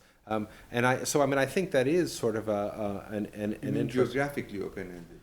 Geographically open-endedness. And of course, the Atlantic was never associated with the language in any sort of way. There was obviously a period in which the Mediterranean was. And it's an interesting set of questions. But what you say about, absolutely, the confederationalist notion, which was, as you say, completely tied to an ancient world, to a Greek world, and was very closely tied. The Amphictyonic League is something that sort of comes up over and over again as a way of sort of reimagining. So a lot of the discourse, the 17th and 18th century discourse about perpetual peace, turns on confederations and is precisely trying to transcend both political and economic conflict, but also religious conflict, and that confederations need not be. And of course, this was a discussion both with respect to the ancient world, but it's, the whole point of discussing the Swiss Confederation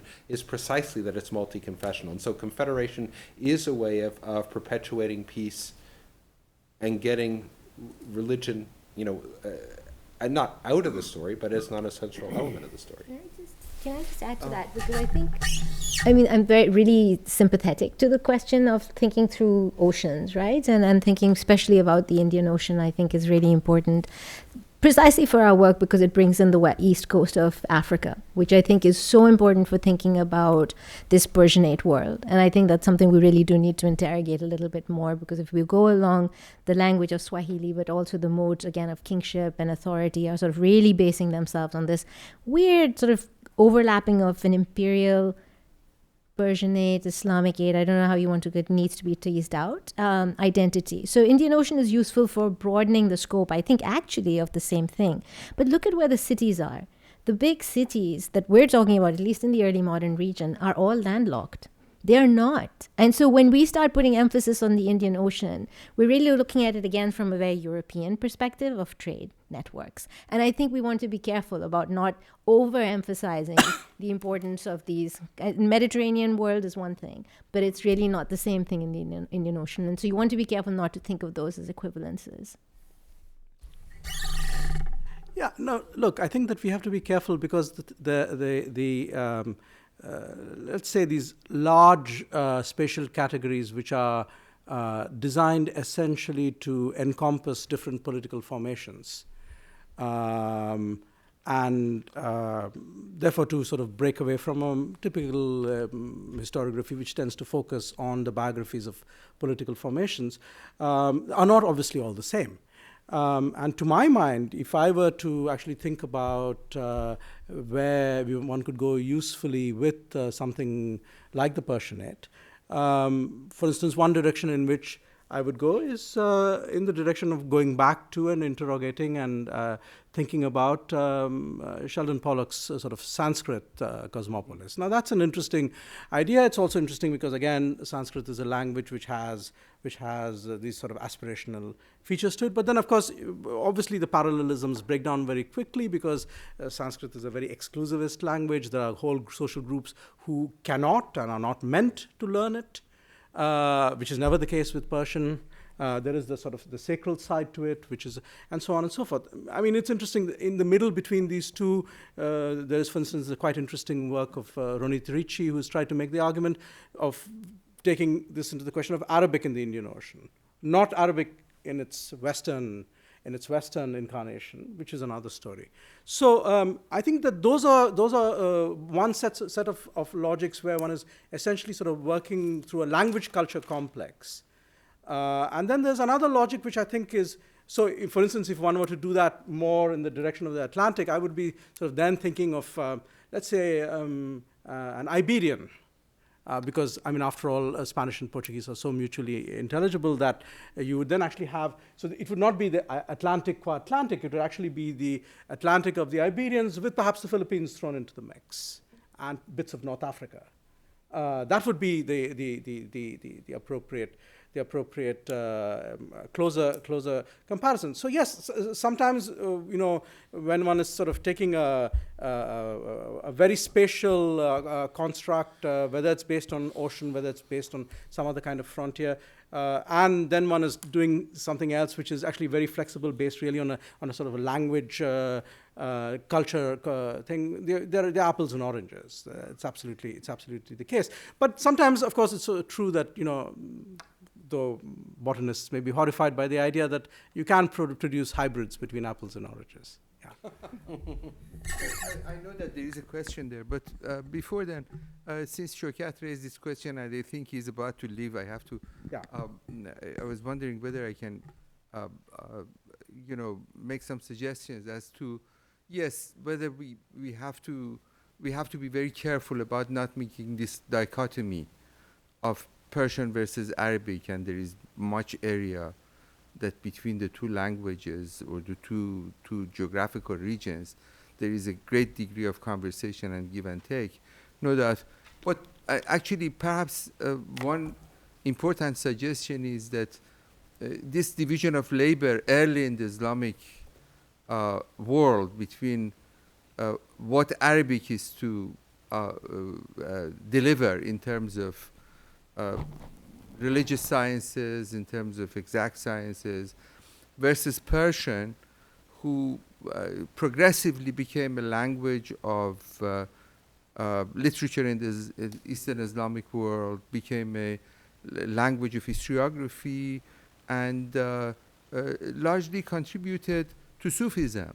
So, in a sense, sacredness in Persian is Persian text is quite often associated with Sufi text, which was much easier to transmit either Sufi ideology or Sufi ideas or Sufi poetry. From the time of Hojviri onwards, we would see all of this Persian text in Sufism grows, whereas you would see far less text in law, in issues of Sharia.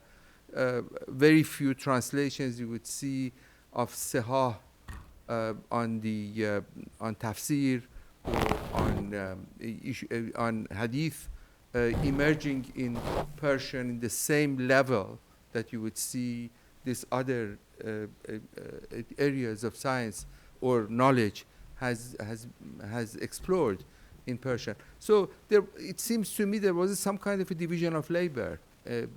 Almost informally observed throughout, including in the subcontinent, because quite a number, as you know better than I do, quite a number of scholars in the field wrote in both languages, and produced in different fields.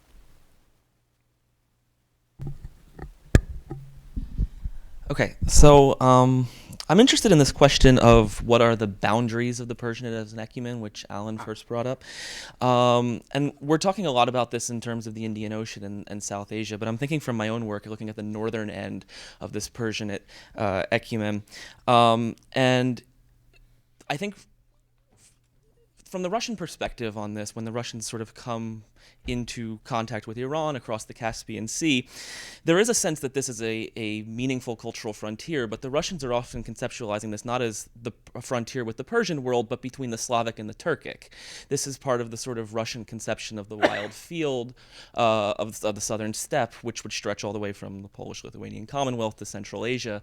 And when they approach Iran, oftentimes it's being done not in Persian as the language of diplomacy, but in fact in Turkic languages.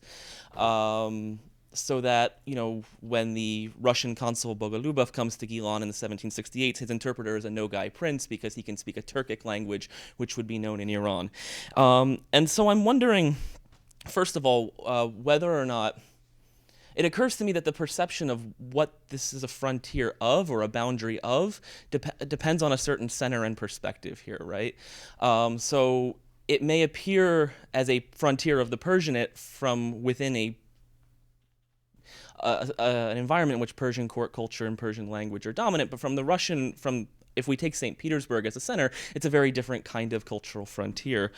And so I'm wondering maybe if, just to kind of pick up on what Professor Subhrahmanyam said, with the example from the Thai kingdom, where you have this Persian language presence alongside people from Japan, people from other parts of Southeast Asia, from the Deccan, whether or not we should think of the Persianate being anywhere where Persian is one of several competing cultural and linguistic influences, or whether or not there are boundaries that we can clearly define at all.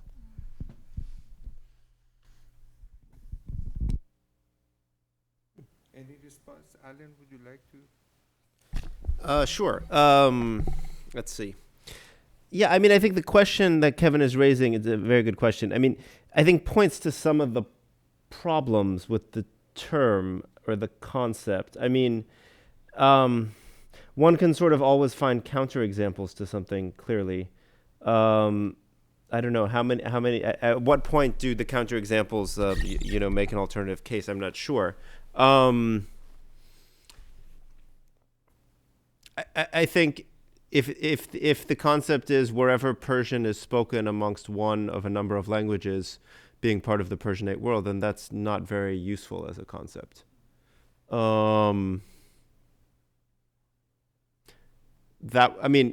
Frankly, I sort of agree with I think some of the points that both Shaukat and Aisha were raising of trying to poke a little at the concept.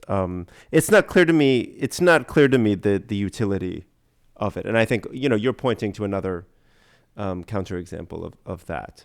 I think it's telling. Do we have similar sorts of concepts coming out of different cultural fields? I mean, we could talk about. The Turkish nationalists, a certain brand of Turkish nationalists, like to speak about a Turkic world that's that's stretched to the Central Asian republics. Okay, there's a connection, sure, but beyond that, it's not clear to me what we get from pointing that out, which is not a sort of answer to your question, but I think you're pointing to some of the problems. Say, as very much an outsider here, it strikes me that the value of any of these kind of cultural concepts is always relational, and it's conceived of in terms of the binary. So, in terms of Aisha's conception of Latin Christendom, the question is in comparison to what? Mm-hmm. And so it strikes me that this is kind of a soft defense of Sanjay's position, that it strikes me that just poking that there are exceptions and configurations, all that means is that there are different relations that one could imagine. So in other words, in sort of mathematical terms, it strikes me that one wants to think about sets in relationship to other sets in terms of cultures, which means that they're going to look differently from different relational points of view, that doesn't mean that there isn't some value in the concept. And so I think from that point of view, I guess I don't see this as a criticism. I see this as merely an observation of a mathematical truth. Maybe that's. Again, this is the problem of having been a math major as an undergraduate. I still see things in these purely mathematical terms. But it does strike me that that various concepts are always in and of themselves relational. And therefore, the question that you want to ask is in relationship to what? And so it doesn't necessarily make it less valuable to say that that something that you're thinking of with relation to X doesn't have any value with relation to Z. That doesn't strike me as a criticism. Please.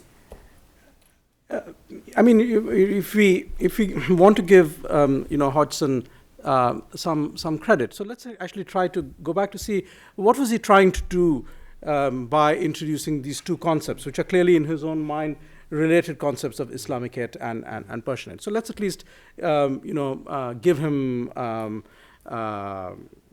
the full possible shall we say space to defend himself in his absence, so to speak. So, to my mind, and since I was an econ major and not a math one, in fact, the concept does exist. It's what is known as a fuzzy set. Right. Yeah. So, this notion of a fuzzy set is exactly what it seems to me Hodgson has in mind. That is to say, it's something where basically a very sharp frontier which defines what is inside and what is outside is not valid. And now he's trying to apply that at two levels. So, for example, at the level of religion, so Islamicate implies there may be people who are not exactly Muslims, but who are not exactly not Muslims, right? Which, as we know, as anyone who's worked, for instance, on religious history in India knows, that, there's a huge number of people who, when the first censuses were made in India, when they were asked if they were Muslims, said yes, and if they were asked if they were Hindus, they also said yes, right?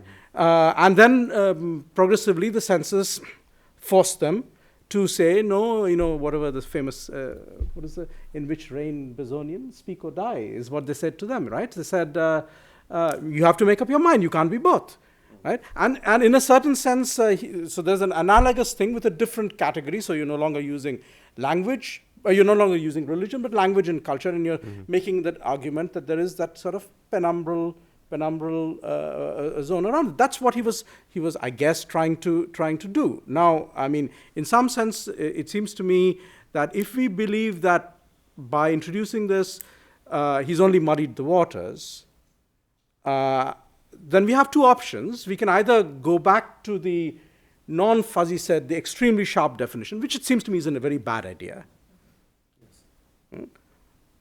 Or then we have to take a third position, which is to say we neither accept the very sharp definition nor the fuzzy set definition, and then let's come up with a third thing, which is neither of these two. And that, I think, would be, taking on Hodgson properly on his own terms. If I may say also you would like to... No, I just wanted to say, I think it's the work of pointing out the fact that a concept like the Islamic world or the Ottoman Empire is already a fuzzy set. I take that to be the fuzzy set. Yes. We all know that within the Islamic world, there are plenty of non-Muslims. There are plenty of people who have, various kinds of identities that overlap. Within the Ottoman Empire, again, the majority of the people for the first 250 years were Christians. All of that is embedded already in the concept. So it's the purchase of those terms. It's not clear to me exactly what we get from that. Of course, I see it, and I'm trying to sort of to be devil's advocate with this. But it strikes me that it's at some points fuzzy to the point of non-utility, and then what purchase do we have from those terms? And Persianate is very useful in an early modern context. I think especially we haven't talked a lot about politics. Steve tried to insert politics a little bit. I mean, the fact of a fairly weak set of empires in the Muslim world makes these kinds of, I'm still wedded to the idea that it is a cultural phenomenon that we're talking about here, makes that more attractive at some level. And gets us outside of thinking about just the imperial state. I mean, within the Ottoman Empire, and Ottomanists are often accused of this, what being Ottoman means having a relationship to the state. And Persianate, in breaking out of that kind of mold of thinking about early modernity, I think is quite useful. But we could talk about Ottoman merchants and others speaking Turkish in various parts of the world. The same with Arabic and other cultural modes of being. And would we describe that as a kind of Turkate world? It's not clear to me. If I may, actually, in defense of Hodgson, also point out that he wrote in the 60s against the historiography, which profoundly basically ignored that layer of cultural exchange in the particularly Eastern Islamic world, and draw the attention to the importance of that world. I mean, he was writing against the scholarship of people like Gibb, like Bruckelmann, like all these great scholars of the Islamic civilizations or Islam as a whole, that put the whole of the emphasis into this kind of a canonical Arabic literature as the foundation of Islamic world. And he tried to think much more, tried to, in a sense, problematize the notion by bringing that, look, much had happened in this Eastern Islamic world that was very different in terms of its focus, in terms of its contribution to what he called Islamicate and not Islam per se. And in a sense broke away, if you like, from the, he may have introduced a new Orientalized notions, but at the same time, it seems to me that he tried to break away from the old notions of Islam as being Arabic and the Quran and nothing else, you see, and the Islamic sciences. So in that regard, I think for his time, this was a very important contribution. No, I mean, I don't mean to at all take anything away from Hodgson's contribution. I mean, he's one of the first people, right, to do Islamic history as global history, right? I mean, that's a very important moment. And he's writing, as I understand, at the same moment that William McNeill is writing his Rise of the West at Chicago. So from the same school almost. Right. Yes, I see more hands, and we are almost at the end of our time, and you have your game of Thrones. Yes. So, okay then, so 2 more questions quickly, yes, please. I'm just curious about yesterday. I didn't ask, you mentioned in the Jeronimo Javier having this sort of Machiavellian account of the taking of Toledo, but I'm thinking of in the history of Ibn Iyas, of the Ottoman conquest of Cairo, where he mentions various sort of unflattering aspects of Selim's, campaign in the East. But how was this sort of the raison d'etat and the kind of immoral behavior in conquest and etc. handled or reconciled in maybe Persianate history, or I mean in general? This is kind of a very general question. I'm not a specialist in this field, but how is this sort of, kings behaving badly, doing bad things in battle, etc., justified, etc., and looking at Ibn Iyas and the conquest of Mamluk Egypt as a specific case. Thank you. Take the last question? Yeah. And then we would get responses. Yes, please. Amy? Yes, thank you. So I find that a lot of the conversations center around this idea of grasping what is the Persianate domain. And I'm actually interested in sort of when does the Persianate end? And this, again, is sort of drawing off of, Kevin, what you were sharing about, your personal research in the northern frontier, I'm sort of studying sort of different empires and this idea of frontiers in World War I, and I'm like, how much of that is Persianate? To what extent we can describe that as Persianate when most of the actors involved in this encounter don't speak the language, don't share a culture. Can we identify this as a Persianate story? When does the Persianate end, essentially? Or are we still living in a Persianate world or Persianate worlds? Thank you. And I presume by end you mean in When? terms of chronology? Yeah. In terms Precisely, like in terms of, space of time. Sure. Please. Very quickly to answer the first question, I mean, the interesting point is this, that if you read chronicles and so on, where you get these particular aspects of something which happens, which is some non-standard form of behavior or non-approved form of behavior, you can get a specific explanation which pops up, which often has to do with the character of the person involved and things of this kind. Somebody asked me a question yesterday, which I think is put its finger on the essential thing, which is how curious it is that the mirror for princes genre very often in the Persian world refuses to engage precisely with these kinds of concrete examples, which are out there in the chronicles. So there's a kind of very often a separation, and what Xavier does very oddly is by using these exempla, he actually infiltrates the historical record much more into the Mirror of Princes genre, and then he therefore, in a way, he twists the genre in a particular direction. So it's not something which, in general, you would find that everything which happens historically and which is recorded in a chronicle has to have a theoretical explanation for it. See, so that's the interesting point. With regard to your question, I mean, in the last year, my colleague Niall Green organized 3 conferences on different aspects of the Persianate world, right? On the geographical limits, on the epistemological limits, and so on and so forth. And at the end of those 3 conferences, I have to say that we were not a lot more advanced than we are today, and certainly I think that the question which you raise, does remain open, because I think a lot of people would argue that the Persianate world, certainly as it exists today, has very different geographical contours than what it might have had in the 18th century, but that it has not come to an end. It just is a very different looking world than that world. And in that sense, of course, if you cease to use the term Persianate, the question is moot. But on the other hand, if you continue to want to use it, I think that you would want to use it in the present tense.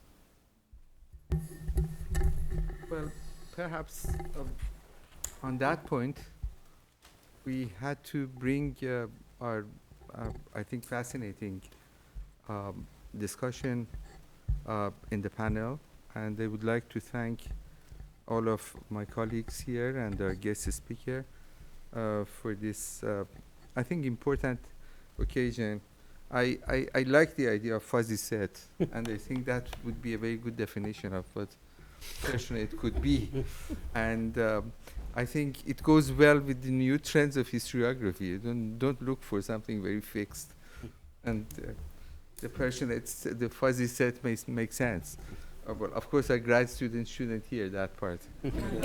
But saying all of that, thank you very much for bearing for us 2 hours for this discussion. Thank you so much.